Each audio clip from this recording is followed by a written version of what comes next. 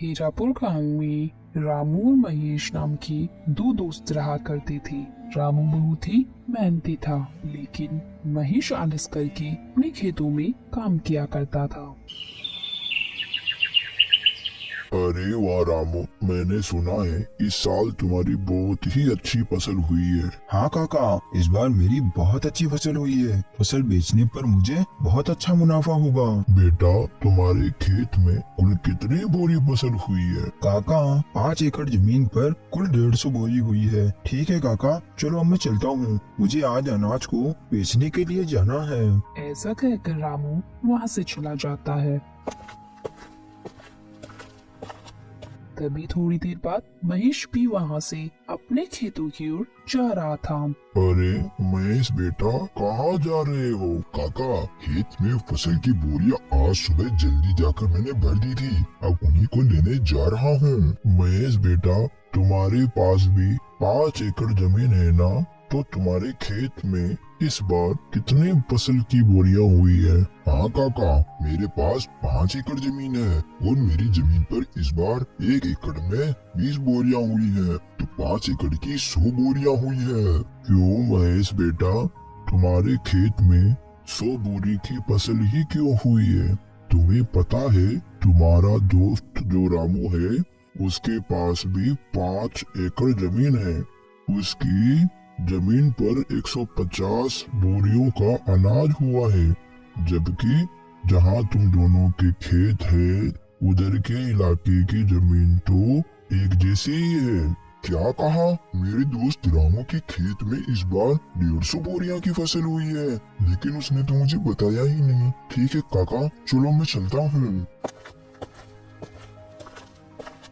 फिर शाम को महेश अपनी फसल बेचकर अपने घर लौट जाता है। घर पहुंचकर महेश फसल के बारे में सारी बात अपनी पत्नी को बताता है। मुझे पता है आपको 50 बोरियों का नुकसान क्यों हुआ है, क्योंकि आप अपने दोस्त रामू की तरह मेहनत नहीं करती, इसलिए आपको 50 बोरियों का नुकसान हुआ है। क्योंकि आपका जब मन होता है आप जब भी खेत जाते हो, और अगर ऐसा ही रहा तो कैसे चलेगा? अरे तो बागवान, इसमें मेरी भी क्या गलती है? मुझसे जितना होता है मैं वो सब कर लेता हूँ। अब मुझे तुम ही बताओ, मैं इसके अलावा क्या करूँ? आज आप अपनी जमीन को बेच दो और रामू के पास वाली जमीन को खरीद लो। अगर रामू की जमीन 5 एकड़ है तो आप भी पूरी 5 एकड़ जमीन को खरीद लो, और रामू से कहो कि अब अपन दोनों पूरे 10 एकड़ जमीन पर साथ मिलकर काम करेंगे, और जो भी मुनाफा होगा दोनों बराबर बांट लेंगे। हाँ, तुम ये बात बिल्कुल सही कह रही हो। मैं कल ही रामू के पास जाकर इस बारे में बात करूँगा, और मुझे जहाँ तक पता है रामू मेरी इस बात को टालेगा नहीं। फिर अगले दिन सुबह होने पर महेश अपने दोस्त रामू के यहाँ जाता है। और भाई रामू, कैसे हो तुम? महेश भाई, मैं अच्छा हूँ, तुम बताओ, तुम सुबह सुबह यहाँ कैसे आ गए?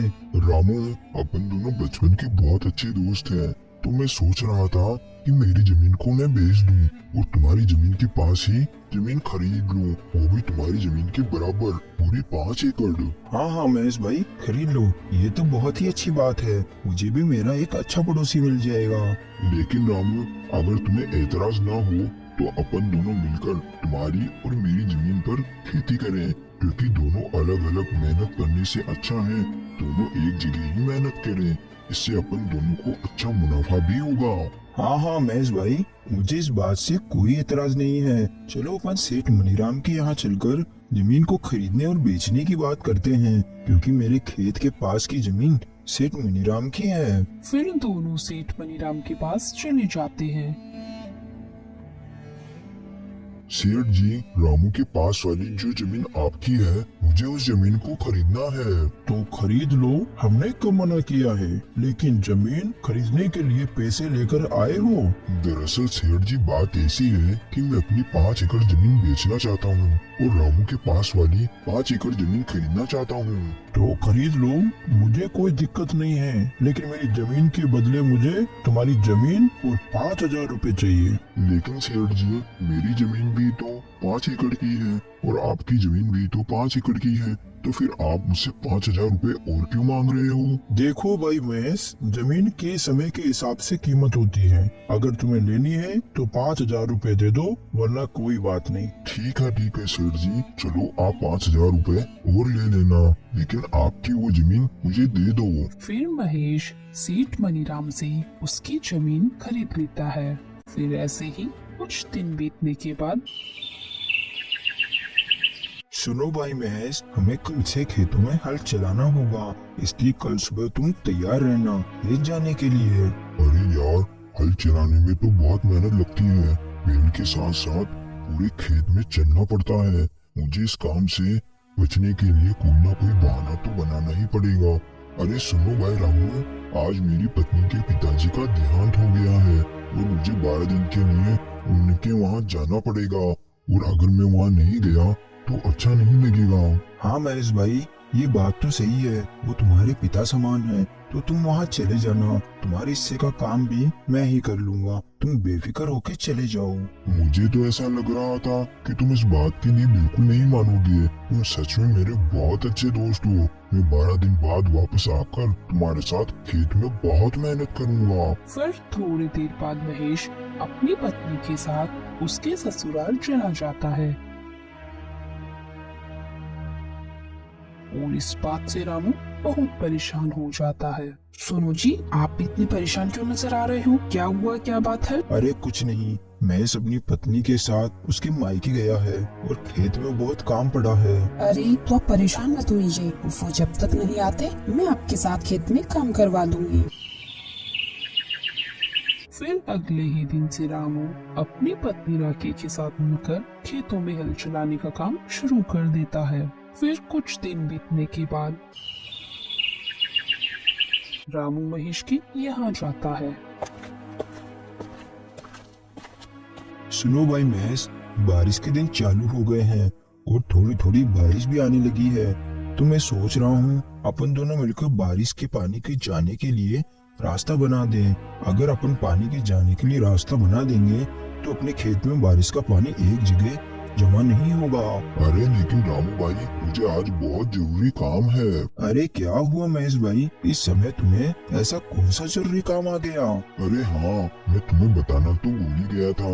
मुझे तुम्हारी भाभी को लेकर शहर में डॉक्टर के यहाँ जाना है, क्योंकि 2-3 दिन से तुम्हारी भाभी की तबीयत बहुत खराब चल रही है। ठीक है महेश, तुम चले जाना, मैं यहाँ का सारा कामकाज देख लूंगा। फिर महेश अपने मन में सोचता है, अरे वाह, ये तो मेरी इतनी जल्दी ही बात मान गया। मेरे हिस्से का काम भी करने के लिए तैयार हो गया। दोनों मिलकर खेती बाड़ी करेंगे। ये तरकीब मेरी बिल्कुल सही रही, नहीं तो मुझे अकेले ही खेत में इतना सारा काम करना पड़ता। क्या सोच रहे हो महेश भाई, तुम चिंता मत करो, मैंने कहा ना मैं यहाँ का सारा कामकाज देख लूंगा। तुम निश्चिंत होकर भाभी को डॉक्टर को दिखा लाओ। वही तो मैं सोच रहा हूँ कि सारे कामकाज तुम्हारे ऊपर छोड़कर शहर जाना मुझे बिल्कुल अच्छा नहीं लग रहा, मगर क्या करूँ, जाना तो पड़ेगा ही। फिर महेश अपनी पत्नी को लेकर शहर चला जाता है और दूसरी ओर रामू बारिश में भीगता हुआ अपने खेत में बारिश के पानी को जाने के लिए रास्ता बनाने लगता है।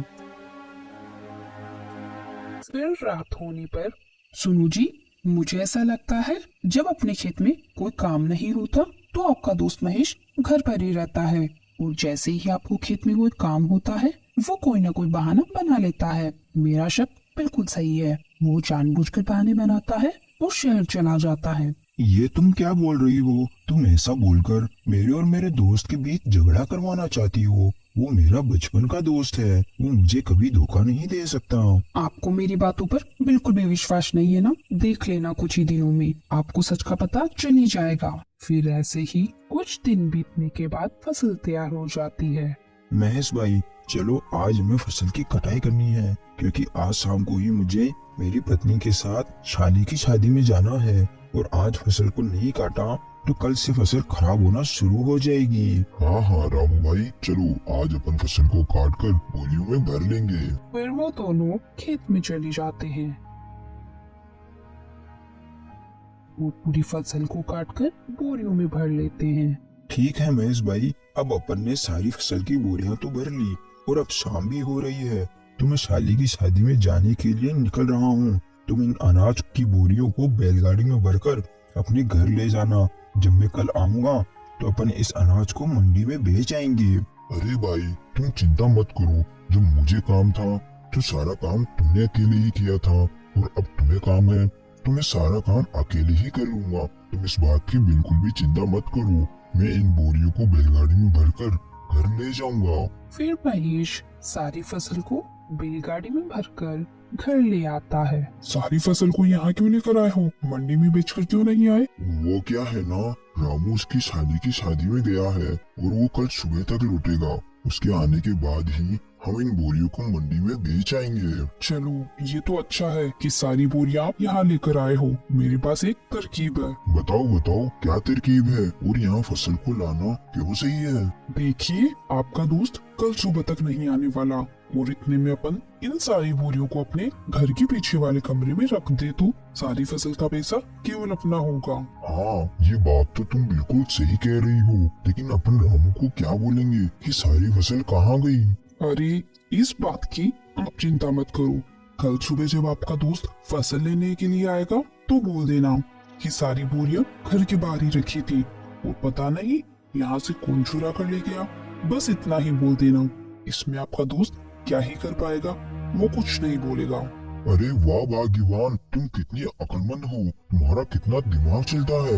मैं तो केवल खेत में काम करने से ही बच रहा था और तुमने तो सारी फसल को ही अपना बना लिया।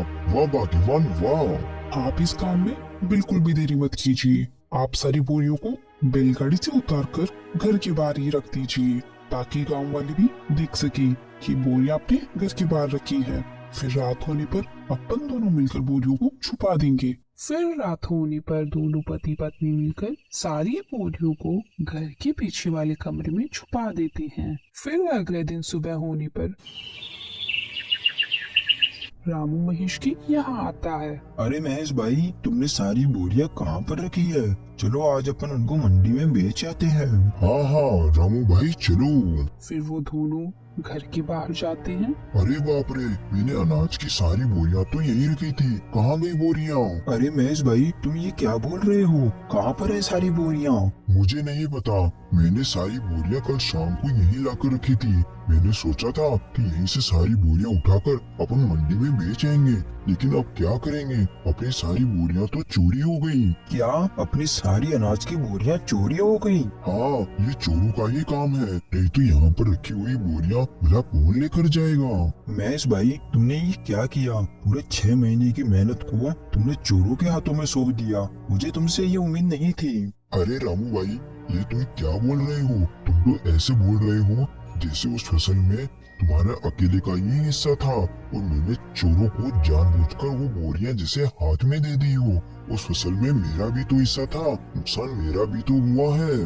हाँ ये बात भी बिल्कुल सही है। चोर अपन दोनों का ही हिस्सा लेकर गए हैं। अपन दोनों को ही बहुत बड़ा भारी नुकसान हुआ है। चलो ठीक है, अब मैं अपने घर चलता हूँ। ऐसा कहकर रामू वहाँ से अपने घर चला जाता है। वो जाकर चुपचाप बैठ जाता है। क्या हुआ जी, आप इतने उदास क्यों नजर आ रहे हो? क्या बताऊँ मैं तुम्हें? फिर रामू अपनी पत्नी को सारी बात बता देता है।